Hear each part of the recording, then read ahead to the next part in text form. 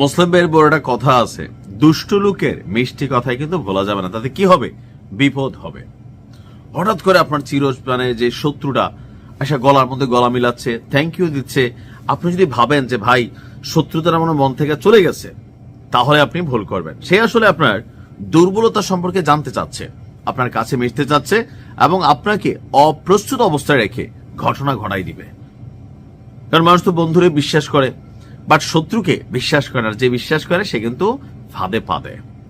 একদিকে ইরানকে ধন্যবাদ জানিয়ে বিক্ষোভকারীদের মাঠে রেখে মাঝখান থেকে সটকে দাঁড়িয়েছিল আমেরিকা। তখন একটা ওয়াদা দিছিল সহায়তা আসছে, কার জন্য, সেইখানে যারা বিক্ষোভকারী আছে।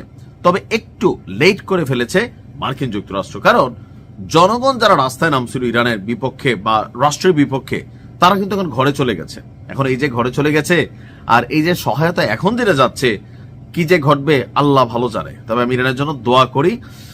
যুক্তরাষ্ট্রের প্রেসিডেন্ট ডোনাল্ড ট্রাম্প তিনি মুখে মুখে অনেক কথা বললেও তিনি যে ইরানে সামরিক পরিকল্পনা যেটা অভিযানের, এটা থেকে সরে আসেননি। ইতিমধ্যে ছবি দেখে আপনারা বুঝেই গেছেন। এমনকি তিনি তার সহযোগীদের তেহরানে, অর্থাৎ ইরানের রাজধানী তেহরানে একটি চূড়ান্ত অভিযান পরিচালনার প্রস্তুতি নেওয়ার নির্দেশ দিয়েছেন।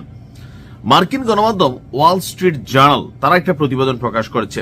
বলা হয়েছে যে এর আগে ট্রাম্প ইরানে অভিযান প্রস্তুতি স্থগিত রাখার কথা বললেও এখন তিনি নতুন এবং সুনির্দিষ্ট সামরিক পরিকল্পনা বা অপশন দেওয়ার জন্য হোয়াইট হাউস ও প্রতিরক্ষা মন্ত্রণালয়কে তাগিদ দিয়েছেন।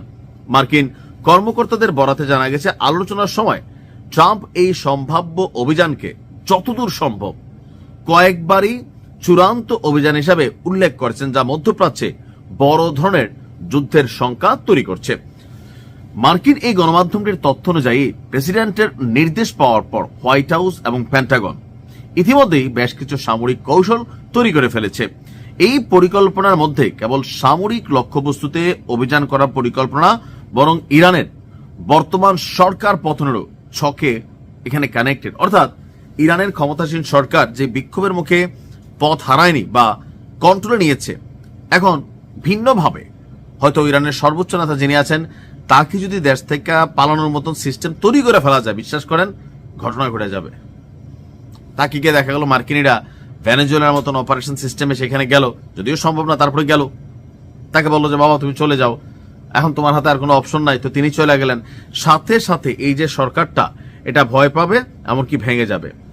এছাড়াও বিকল্প ব্যবস্থা হিসাবে ইরানের যে বিপ্লবী গার্ড বাহিনী আছে, তাদের যে গুরুত্বপূর্ণ অবকাঠামোগুলো আছে, সেখানেও সীমিত আকারে আকাশপথে অভিযানের বিষয়টিও বিবেচনায় রয়েছে। কর্মকর্তারা বলছেন ট্রাম্প শেষ পর্যন্ত কোন পথটি বেছে নেবেন তা এখনো নিশ্চিত না হলেও তার রণংদেহী অবস্থান স্পষ্ট, অর্থাৎ যুদ্ধ করবে।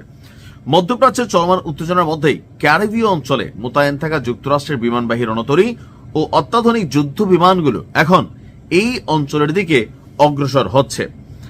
আর এই সামরিক সরঞ্জামগুলো ভেনেজুয়েলার সাবেক প্রেসিডেন্ট নিকোলাস মাদুরোকে আটকের লক্ষ্যে ক্যারিবীয় সাগরে মোতায়েন করে রাখা হয়েছিল। এখন সেখান থেকে আপনার সেগুলোকে ইরানের কাছাকাছি অবস্থানে নেওয়ার জন্য ঘোষণা দেওয়া হয়েছে।